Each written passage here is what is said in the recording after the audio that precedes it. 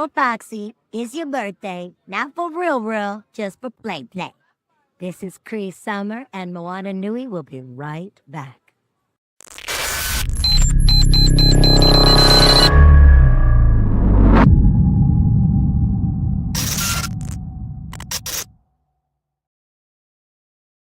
Next interview for MomoCon with Mr. D.M.C. I have a question first. Yes. Why is it called MomoCon? MomoCon, Momo means peach in Japanese, so, and we're in Georgia, the home of the peaches, so, yes. So that's why it's called MomoCon. Gotcha. Love it. All right, and you picked your, the outlets for your... Hi, Mark from Lord Architect. My question to you is this: MomoCon celebrating 20 years, and you are a mainstay here at the con for the last few or so years. I'd like to know, what is your favorite memory about MomoCon? Oh, my favorite memory of MomoCon is just the first year I came, which was 2023, I think. I'm sitting there at my table with my books, and kids, younger kids, keep coming up, and they're asking me, because my logo is the Run-DMC logo without running, which means Darryl make comics. So the kids are coming up, about 30 of them, all day. What is that? I know that from somewhere. So I don't say nothing. I say, oh, no, it's the guy that's making a comment. They go away. So this goes on from like 11 to like 1:30. About 2:30, all 30 of them come back mad at me. Why didn't you tell me you was who you are, this and that, this and that? And they all get on the phone and call their parents. They go, Mom, guess who's here, this and that. I speak to all the parents, and now the kids is open.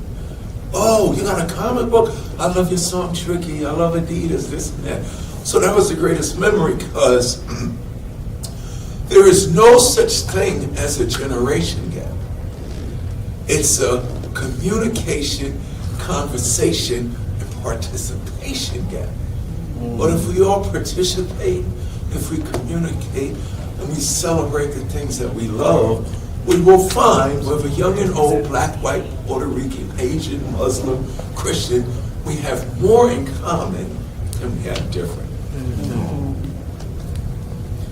Matt Jenkins, the Moana Nui Podcast Network. Yeah. Being the staple in the hip hop community that you are, and now the staple in the comic industry that you're becoming, Right. Do you ever find yourself looking back on any of your past music, or even maybe current musical projects that you're working on now, and see any stories that would translate to any of your comic book industry? I just gave away my whole secret. My whole secret to my success in the music business through hip hop culture.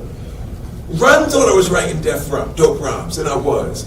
But my whole career on stage was me pretending to be the most powerful entity in the hip hop universe. It was comic books that gave me the courage and confidence to get on stage. When I first got into hip hop, I never wanted to be in the show business. I just like writing rhymes.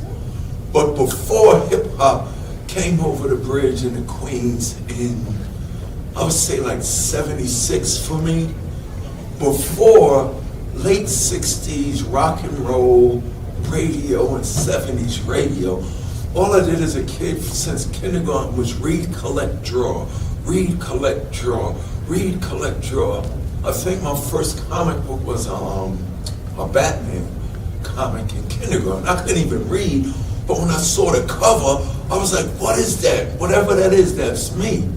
So from first grade to 8th grade, the reason why I was a straight A student was not to be smart. I wanted to know what the hell they were talking about in the comic books. So I'm just read, collect, draw, read, collect, draw, read, collect, draw. Now this thing called hip hop comes over the bridge. And the first thing with hip hop was, remember the graffiti? And it was like the colorful comic books had jumped off the pages and plastered the trains and the walls in New York City. And if you look back at all the early graffiti, there was always a Spider-Man hanging upside down, a Thor in there, a Flash, a Superman. So it was always connected. But that being said, the Easter eggs for D.M.C. was always there. What do you mean, D.M.C.? 1985, the King of Rock song.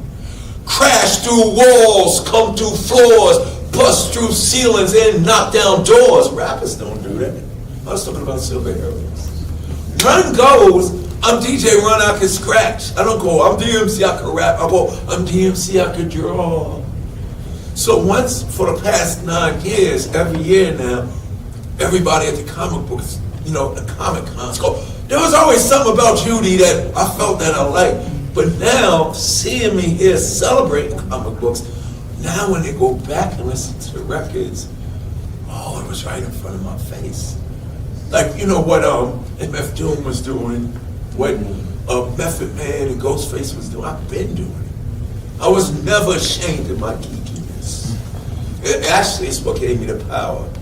So, I met Stan Lee 3 times. I said, Stan Lee, you created a monster, and D.M.C. popped out. And it was all because of comic books.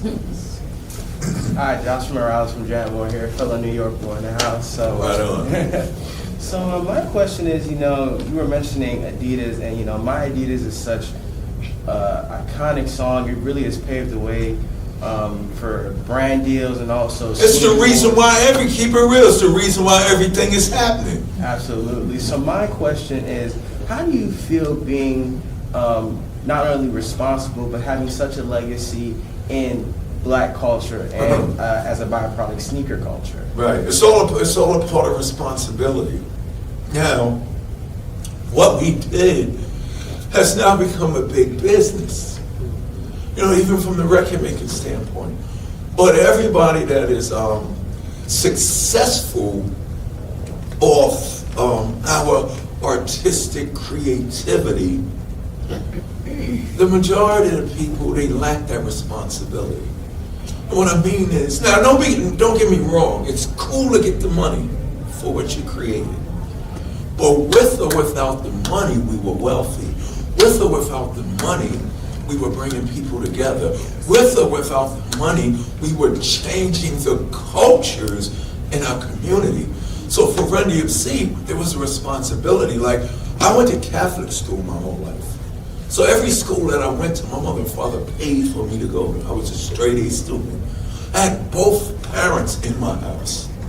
My father, he had the poor man's Cadillac. If you couldn't get the Fleetwood or the Eldorado or the Brougham, you get the Buick Electra 225. So I'm living in Queens, lower suburban middle class neighborhood. And in the Bronx was burning. The Bronx was on fire. It was death, darkness, and destruction in the Bronx and Harlem. Like, you go to Harlem now, it's been a renaissance. But back in the day, Harlem was Harlem. You know what I'm saying? But these boys and girls were using art, creativity, dance, music, literature, and poetry to make their world better. And that impacted me. Like, I had it good. But when I saw what they were lacking, I was like, so why are they talking about division and it could be better? And when you saw the sneakers, the fresh Adidas and the Pumas, when you saw the track suits, and when you saw the Kangos and the Gazelle, when you saw all that flavor and all of that color, like before, Run-DMC and the rappers, our superheroes was the breakdancers. You know what I'm saying? They wore costumes, the Adidas suits. Colorful red, green, they were like the real superheroes. And on top of that, they were performing the superhero moves. So when Run-DMC, our role in all of this, people say, if you look up, well, you got the internet now, but if back in the day, or even now, if you go Google or Wikipedia, if you look up hip-hop, or from my generation, if you go to the dictionary and an encyclopedia and you look up the definition of hip-hop, you won't see the word description. You see a picture of me running Jay. And what that is, from the guys, the people created it, to everybody now, we represent the spirit. You know what I'm saying? We represent the authenticity. We represent the style. We represent the dopeness. We represent the power without any negativity. So for us, hearing, the message came out. It was like broken glass everywhere. It's like a jungle sometimes. The message is a mental health record. It was a call for I need help. Somebody save me. Then Africa Bambaataa and Soul Sonic Force hit Planet Rock, saying, all right, we in death, darkness, and destruction, but we, all of us here, can create a place where everybody's eating. We ain't killing each other. We're going to create that Planet Rock. So when me, Run, and Jay saw that, we knew we had a responsibility because we were the ones that crashed through the walls, came to the front. Now we here now. But what are we going to do now that we're here? So even while we were Run-DMC, before Raising Hell, we was doing the Fresh Fest. Run-DMC and the Fat Boys, Jermaine Dupri. Shout out to Jermaine Dupri. He's from here. He was a dancer. He learned to be a producer and a DJ just by hanging around Jam Master Jay. So it was very inviting. So to answer your question, it was all about the responsibility. But the beauty of that, it was the art and the creativity coming from a group of people who people thought had nothing, but we had everything inside of us. And the thing that was the catalyst to that, as I sit here before you, all of us, even the elders and the babies that's coming out now, all of us are products of pop culture. As I sit here before you, I'm not just hip hop and rock and roll and Adidas. I'm the Flintstones and the Jetsons. I'm the Munsters and the Addams Family. I'm Star Trek, Space 1999, and Lost in Space. I'm Woody Woodpecker and Bugs Bunny. So I'm a combination of all of that. And it was through our art and our creativity that is the best way to communicate, because it's the arts that succeed where politics and religion fails. I don't care who you are, religion fails us continuously since the creation of the world, and politics fails us. But the only thing that brings us together, black, white, Puerto Rican, young, old, it don't matter, is art, comic books, and music, and museums, and you see how big these food festivals are? That's where our success lies. So when me and Run and Jay saw that, we say, yo, we got a responsibility to keep the reason why hip hop was created alive. Thank you. All right, I'm gonna work this side and I'm gonna come over there. You got your hand up there, I'm gonna do you. So it's difficult for people, men, black men, to speak about mental health, but you talk about your own battles at Lane. Yes, because I'm not ashamed of it. So what gives you the freedom to be so open about mental health? Two things. The first thing is my greatest rhyme, which is I'm D.M.C. and the place to be, I go to St. John's University, that's a good one. My greatest rhymes is, unless you admit how you feel, whether good or bad, you never heal. Now what that means is, first, stigma exists because people are ashamed. So the second one is, if you remove guilt and shame, you remove the pain. Not the pain of what you're going through, the pain of the ability to deal with what you're going through. I was an alcoholic, suicidal, metaphysical, spiritual wreck who was thinking of killing himself. Then at the age of 35, I found out that I was adopted and a foster kid. And then Jam Master Jay gets shot and killed, and my father boyfriend died. So imagine what I was going through. But before that, I was an alcoholic, suicidal, metaphysical. I was drinking to, when I went to therapy and I got out, I was diagnosed with suppressed emotions. So what that meant was I was ashamed of what was going on with me. So that shame pushed me further and further down into the dark catechism of depression. Unless you admit how you feel, whether good or bad, you never heal. I realized something. People love me when I'm telling y'all how great and powerful I am. I'm the king of rocks. It is, oh, we love you. And in this world, we love the person that says, I feel like I could take on the world today. I feel like I could battle a lion, yay. But as soon as you say, I'm depressed, get away from me, weirdo. Or, I got anorexia, get away from me. But think about it like this. There's nothing wrong with somebody telling you they feel like committing suicide. And I remember I said this in this big health convention, and none of the doctors said I was wrong, but a couple of people who held on and said, how could you say that? They said, no, there's nothing wrong with me. I want you to tell me you feel like committing suicide. Why? If you come to me and say, D, it's 80 degrees in here, I feel hot. Oh, it's water? And I'm turning the AC on for you. You do something for the person. I can't tell you if it's below zero outside. Go stand outside. And you can't not say you don't feel cold because you feel cold. What I'm saying about this, when a person says, I feel like committing suicide, there's a reason. There's a person, place, or thing that's making them feel that way. If you come to me and say, I got a toothache, what I'm going to tell you? When I was in second grade, I still wear glasses. I got contacts on right now. But when I was in second grade, my teacher, Miss Peterson, noticed something was wrong with Darryl McDaniels.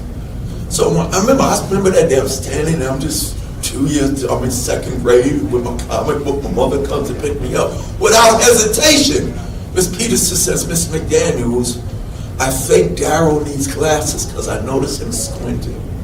So we all go through life every day with the young people and even older people. You could work with people in your office. How you doing today? And they go, I'm okay. But they're not. So a lot of people are afraid to admit that they're going through something. So me, this hip-hop thing had a big purpose in my life. Everybody loved me when I'm telling them D.M.C, son of Byford, brother of Al, Banner's my mother, runs my pal. It's McDaniels, not McDonald's. These rhymes are Darryl's, those burgers are around them. I ran down my family tree, my mother, my father, my brother, and me. When I got out of rehab, I come out into the world. Now remember, my partner Run had 10 seasons of a successful reality show, Run's House. Beautiful show, him and his family. It's Reverend now. From episode 1, season 1, everybody's waiting for the last episode, the finale, because they know D.M.C. gonna show up. D.M.C. don't show up. Okay, we wait. Season 2, no D.M.C. So by season 3, the stigma or the perception is, oh, D.M.C. and running together, this and that, they fighting over money, this and that. No, none of that is true. The reason why Run and D ain't together because Jay's there. That is a good joke. We will get back together. I ask people this. Run and D.M.C. will get back together when the Beatles get back together. Could that happen? They go, no. But I get out of rehab, and the first thing people do is run up to me. D.M.C. wasn't mad at me. Why wasn't you on Run's House? Which is a great question. Hip-hop is about keeping it real. Well, I was an alcoholic, suicidal, metaphysical, spiritual wreck who just found out that I was adopted and I was a foster kid. Jay died, my father. And I tell them that that's my truth. Not ashamed of that. Vulnerable, I'm weak, I'm fucked up, I'm not the mighty king of rock that you thought about. But it's so powerful that I speak the truth. And 100% of the time when I do that, when I reveal my worst to a person, they do this. They look around, they check for bugs like the CIA's around, and they look me in my eye. 2 things happen. They go, and they say these words to me and it hurts. I've never told anyone this, D. Me too. So imagine me hearing that. And they're only telling me this because D.M.C, the mighty, admitted it to them. So that means you've been walking your whole life, your family, everywhere you go, and you wouldn't tell nobody that because you think about how they're going to think about you. But here's the worst one. I do the same thing.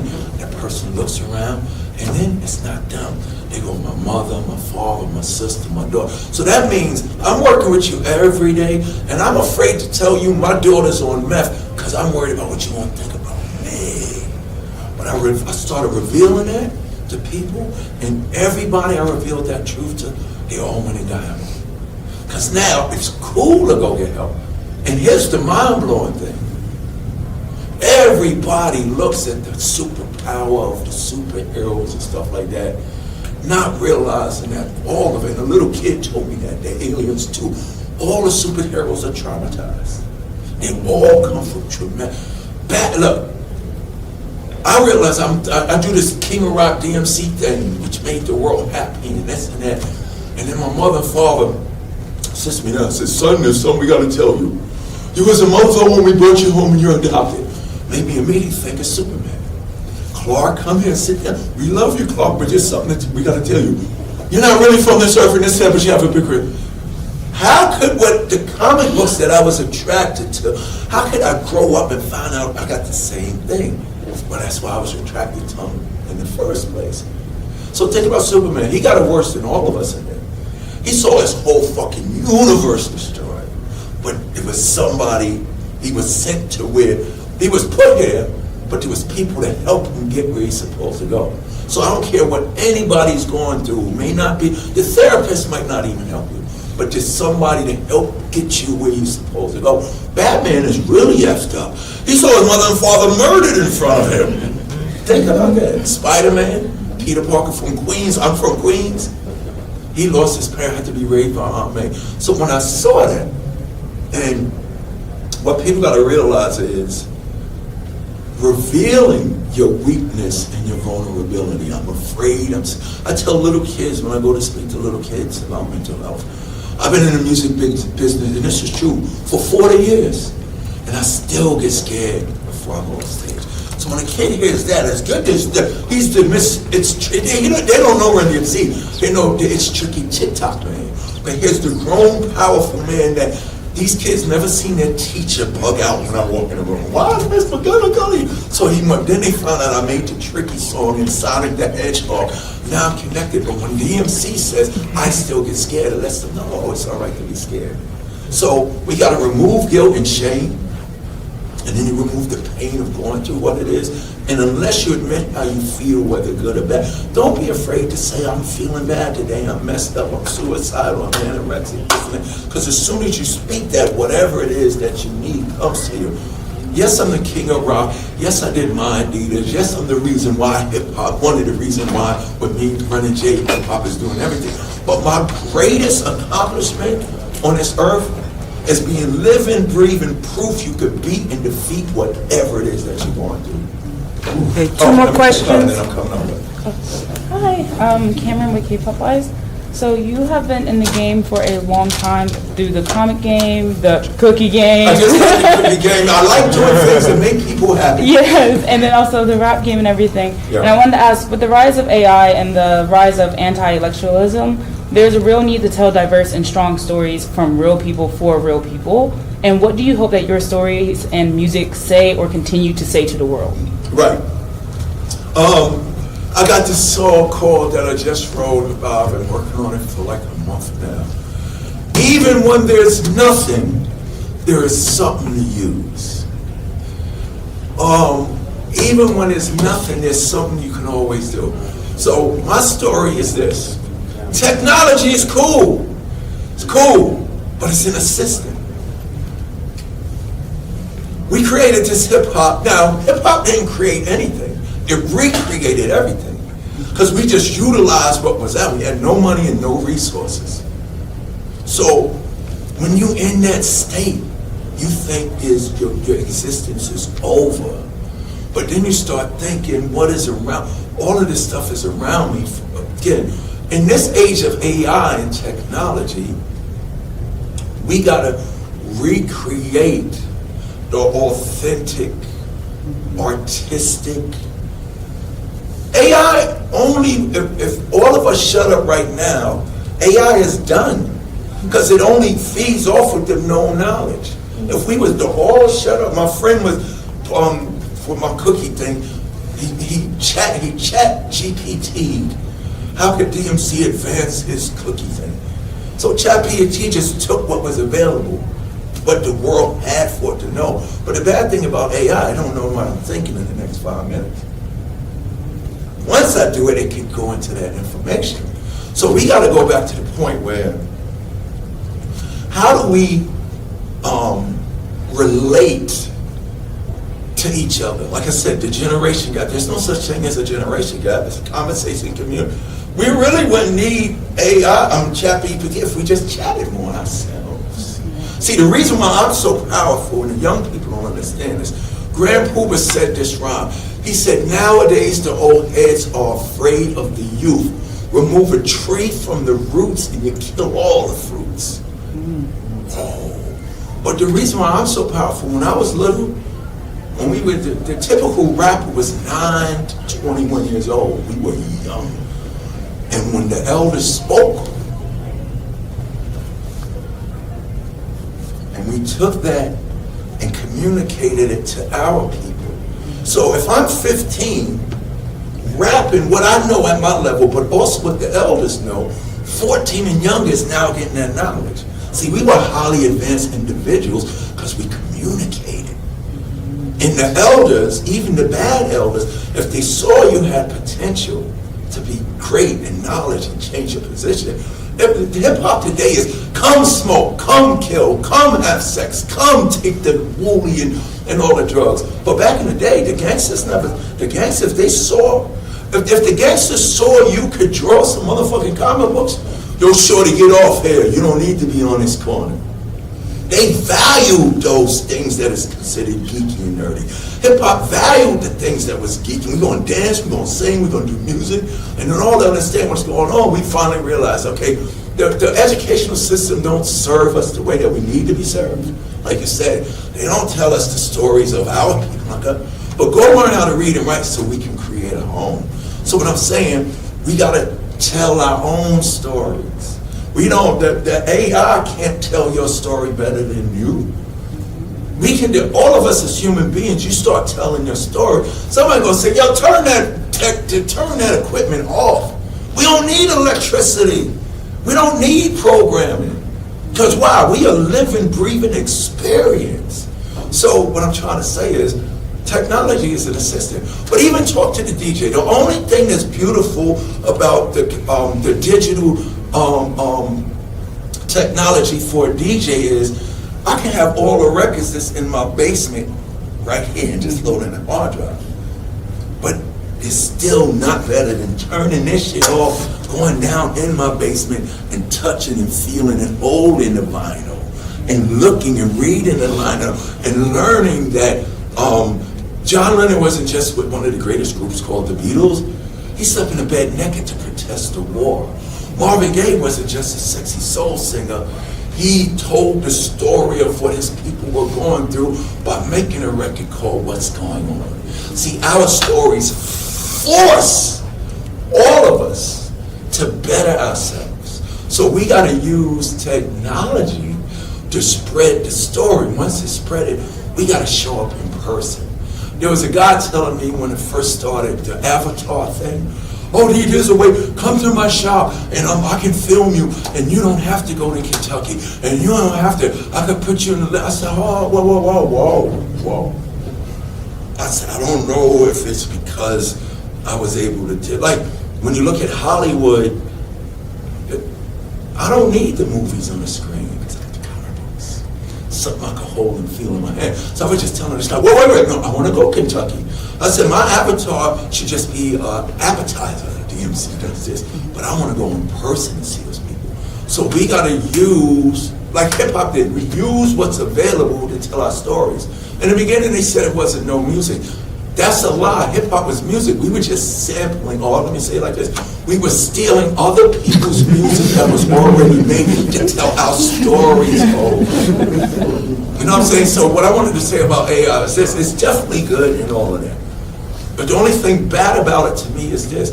He was telling me, here's how you increase your cookies. Do the social media thing, all the stuff that you need to do nowadays. But then ChatGPT said, because ChatGPT just said D.M.C rapper. So even ChatGPT,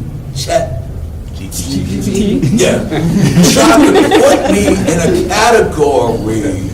And it said D.M.C's hip hop. It said my audience was 25 to 45. It gave me Little Baby's audience and Drake's audience and stuff like that. And I had to tell the guy, that shit overlooked so much. And it was like, what do you mean, D? I said, what about all the people that are Aerosmith fans? Dumb motherfuckers. I'm 60. So those motherfuckers is 50 and older. They want my cookies more than the hip hoppers wanted. Yep. And then here's the other thing. ChatGPT doesn't know for the past 10 years I've been going to elementary in middle schools and speaking to the kids. So those kids who know me as D.M.C. the TikTok man or D.M.C. the man from White Chicks, ChatGPT didn't see those are my people too. So I defeat that by showing up and participating and conversating with him. So now this kid respects me the same way his mother does, but only just because he heard my song in Sonic the Hedgehog. I used music and the distribution, but I showed up. So now that kid is like, if Mr. D can tell his story, I shouldn't be ashamed to tell mine. Joy with Moana Nui Podcast. Can you talk to us a little bit about the Felix organization? Yes. The Felix organization was started after I got out of after I got out of rehab, I started it. But before I went into rehab, when I first found out that I was adopted, I felt all alone. I felt like, and we all go through this, no matter what you're going for, you feel like you're the only alcoholic, the only anorexic, the only meth. So when I first found out I was adopted, I'm D.M.C. and I'm the only one on the first of the open this and that. Then I found out I was a foster kid. I felt I'm the only one there. Fortunately, a friend of mine said, D, I heard what you're going through. And this would help me. They wasn't adopted or foster adoption, but they did this. Because I was talking about it, like I said to you. Somebody who had nothing to do with my situation was actually a valuable help to me. D, I heard about you, just found out you.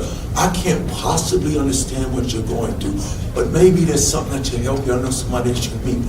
They just introduced me to another adopted person. So when I sat there with this other adopted person who had a similar story like mine, I didn't feel alone anymore.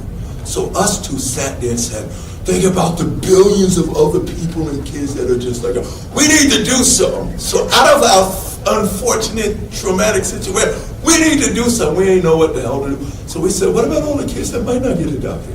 So we said, we originally wanted to start the Felix facilities. Put Felix facilities in every state in the United States for young foster kids from when they're babies up until when they age out.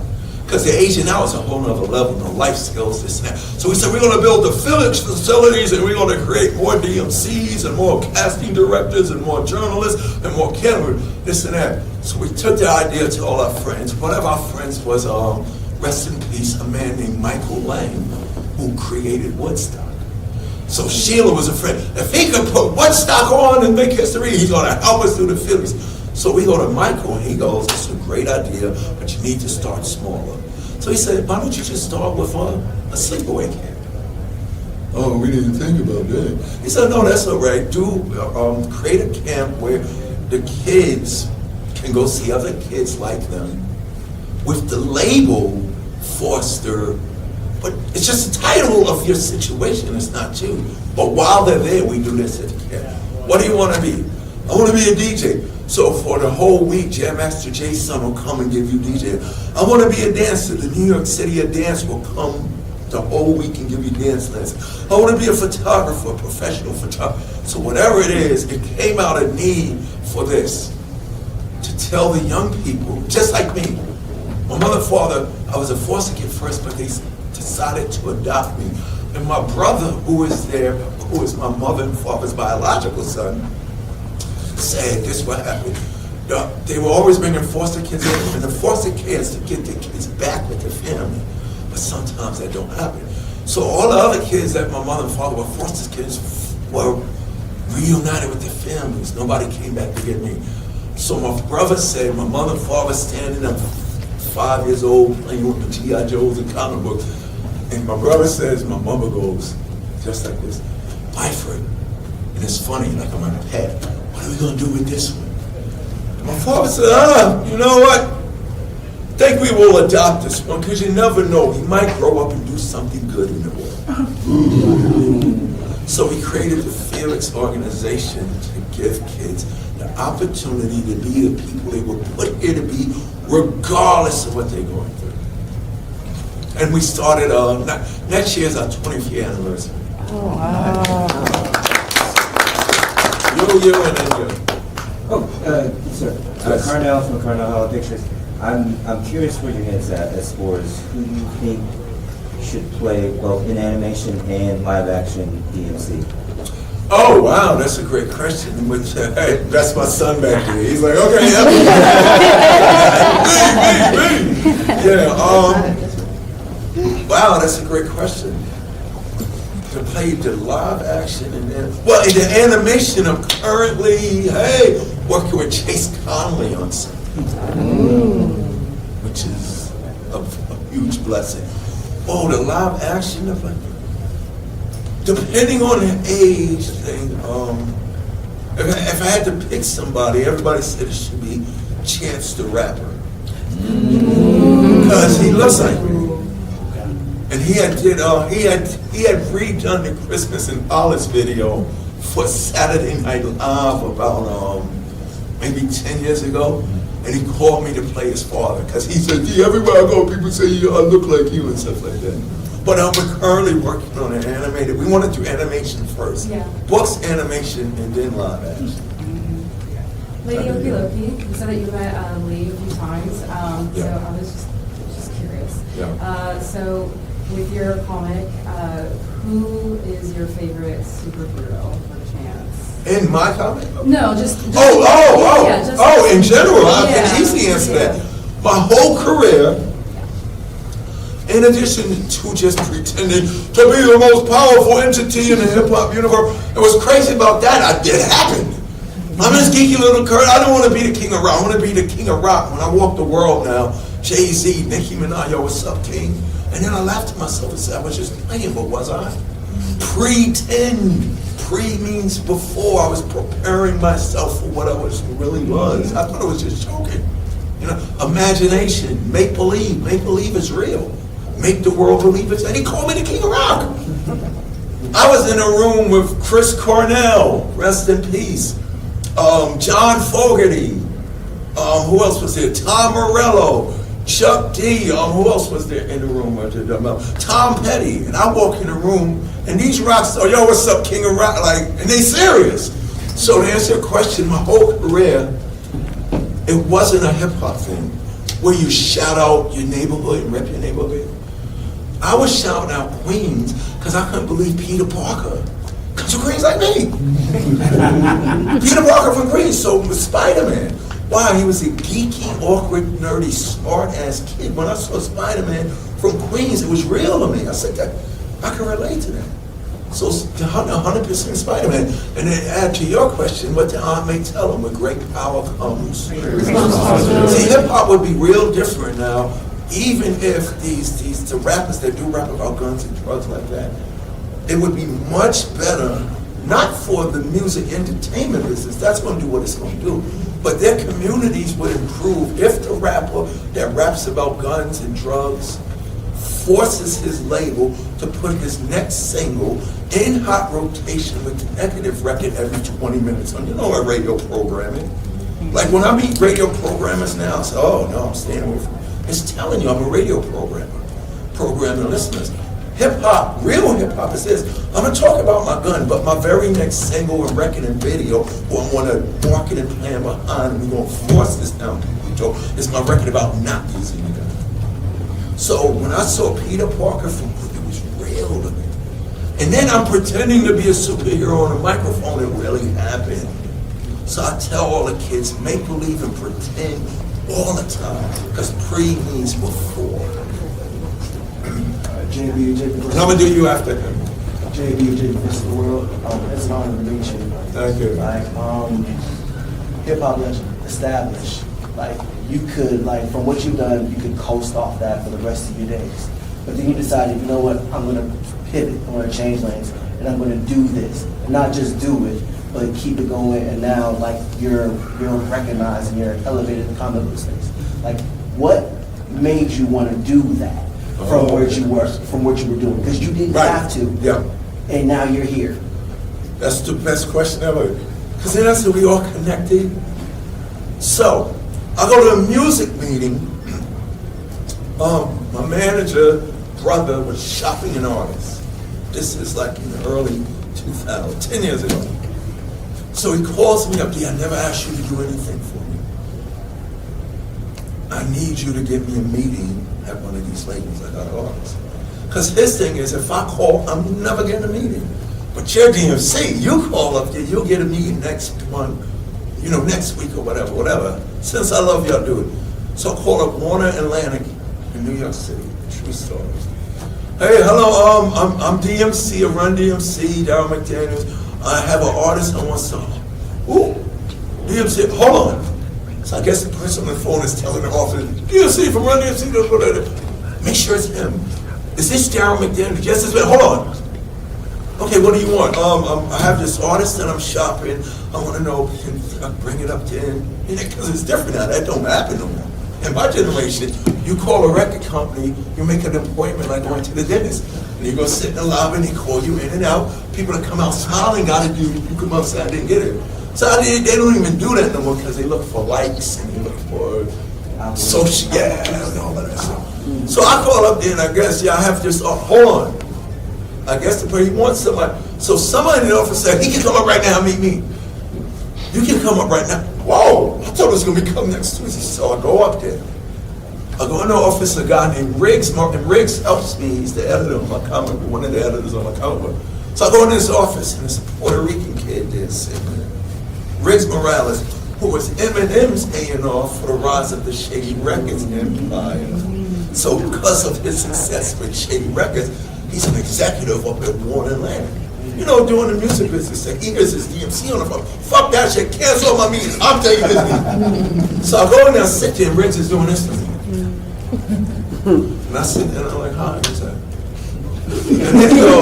And then he goes, in that Riggs voice, yo, I'm really very professional. I never fan out. And he says this to me, D.M.C, you was like my superhero. Run and Jay were cool, but the way you look with your gloves and the gun. And he said, I want to interview, but what was it like when you was a kid? And I was like, I went to Catholic school my whole life, and all I did was read, collect, and draw comic books. And I said, comic books?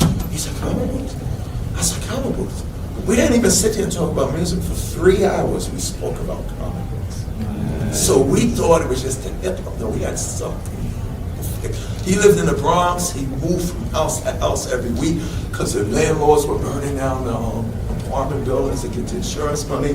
He comes from that, but he always had his comic book with him. I'm living there. I ain't got to move. I'm good. I got an electric 225. I go to Catholic school, but it's the same thing. So we speak about comic books, and then Riggs goes, and this goes along with what you said, D.M.C, you should do a comic book. Now, y'all gonna love this. I go, wait, hell fucking no. You're not getting me with that one, because why? Us geeks and nerds, we are passionate about this shit. I said, I don't want to offend my culture by having, just because he had a few hit records, he think he could come sell comic books. And Rick said, no, that's very honorable, but D, you just said and told me it was comic books before rock and roll and hip hop. Oh, yeah, that's right. And then he was like, here's why you should do the comic book. You can do the very same thing you've been doing with your music for the last 35 years. And I was like, what's that, Riggs? Inspire, motivate, and educate while you entertain. So Riggs made me see it was the same thing. But I still wasn't sold because I didn't want y'all mad at me. You know what I'm saying? Even though it was my first love, it's kind of like, I want to keep my secret. I don't want to do it. And I don't want you to think I'm doing this for money. So Riggs said, okay, I see you. I'm going to take you somewhere in October. So this was like July when I met him. So in October, he calls me, yo, meet me in the city. He takes me to the New York City Comic Con. He got to walk in there. And it was like, you know, when Iron Man, Tony Stark does it, the suit comes to him. I walked in New York Comic Con and the Flintstones in my car. Every Godzilla, everything came on me like armor. And I said, Riggs, I'm in. Because it gave me a purpose. It gave me another purpose to, like when I was answering your question, to do what I already had done with my music. I experienced that. Now I can do the same thing with the comic book. But think about it. This was the first thing that got me started. The comic books was the thing that gave me the confidence to say I'm all right to be Darryl. I ain't got to change. When I came into hip hop, I'm not from the Bronx. I don't know broken glass everywhere and this and that. So I remember, be confident about your situation. So when I step to the mic, you ain't gonna hear shooting, drug dealing, and game. You're gonna hear, I'm D.M.C. in the place to be. I go to St. John's University. And when I did that, Riggs was like, yo, D, you did that. And hip hop didn't think that was possible. But here you are rhyming about the chicken and collard greens at St. John's University. You make a difference. Now you can tell the story. They know I rapped it, but now I can tell the story. So in this comic book, Riggs also, after I gave that to Riggs, he said, one more question. what would you be doing if you didn't do hip hop? I don't know. All I cared about was recollecting and drawing. But I said, if I had to see what I wanted to be, I probably would have been a teacher. And he said, Dad said, it's going to be another dimension, a whole nother world, and you're going to be a teacher that has superpowers. You're not going to be rapping, but there'll be hip hop, punk rock, heavy metal, everything that we all are will be in this book. So it's crazy you asked that. It was all because Riggs said, you need to do this comic book. And having you in front of all the geeks and words like this, what the fuck is up? It's going to shut everybody up. Okay, last question right there. So first off, thank you for all this. This was a wonderful time. One thing I want to ask, as a fellow lover of pop culture, is when it comes to just like your origins and when it comes to your music and your comics and stuff like that, who would you say, just for a fun one, who would you say as the king of rap and everything, who are true characters, different characters that you would feel really inspire you most in pop culture to do what you do? Oh, probably, I could relate to Peter, but most likely, Captain America is my favorite book to read, because it's funny, all my situations creatively match me being adopted and finding out later, stuff like that. Had to be Captain America. Why? In this day and age of hip-hop, dude, I feel like I was frozen. And I just woke up and shit has changed and they're trying to get me to change. What I like about Cap is he sticks to the core value of not what he was, but what he is. So me coming into now, you know what I'm saying? I gotta tell kids, old school isn't a time period. It was a consciousness. So if I had to say, who is D.M.C. at this age? And I feel like him because I'm 60, but I'm still out here kicking ass, you know what I'm saying? It's like, to these young bucks, I could do this all day. And I tell these kids in school, I say, don't worry about I tell the kid, don't worry about your 16, 17, 18-year-old, 19-year-old, 20, 21, 5 MC that's battling you. You got to worry about the 60-year-old man that's been doing it every day. The more you do something, the better you get. And y'all know that. So it's definitely Captain America, because I'm not going to change what I am to fit into this industry. Because everything that I'm doing is old. So what I was going to say is, I tell kids, don't call me old, man. You better rephrase it. Call me eternal. Mm-hmm. My favorite rapper in the last 5 years is old. And another thing that I think is old. Nobody want to hear them. Think about all of these highly successful rappers, but you know you ain't messing with Kane. You know you're gonna go see Slick Rick and get a great show. You know you're gonna see PE, and PE's just an anomaly, because you go to PE concert, it's all white people shouting, fight the power, and Malcolm and all of that, because the black people think it's not cool. But the white people understand what Chuck is saying. We need to buck up and unify. So for me, it's definitely Captain America. On the end that I had just one kid, I'm speaking, and one kid, the smart comedian guy, he's, yo, Run-DMC is cool, but your old school motherfuckers is over. Like that. And the kids start laughing, and I go, thank you. And he gets real quiet. See, he was trying to this. But your words are a powerful thing. What are you saying thank you for? I said, because you just said something that I am. And what do you mean, you're over? I said, yeah. I just came over from Japan last week. Asked my manager, I'm getting ready to go over to Singapore. You see the Vino, the kid's like, whoa. I said, y'all don't see me on MTV and hear me on the radio, but I probably do 250 shows a year. I'm still doing, at 60, everything. Comic books, eating cookies, and ramen, writing rhymes and ramen for the people for the joy. But I'm still doing at 60 the very thing I was doing when I was your age. So my question to you, what are you going to be doing? Where do you see yourself over at in kid speeches? Happy America.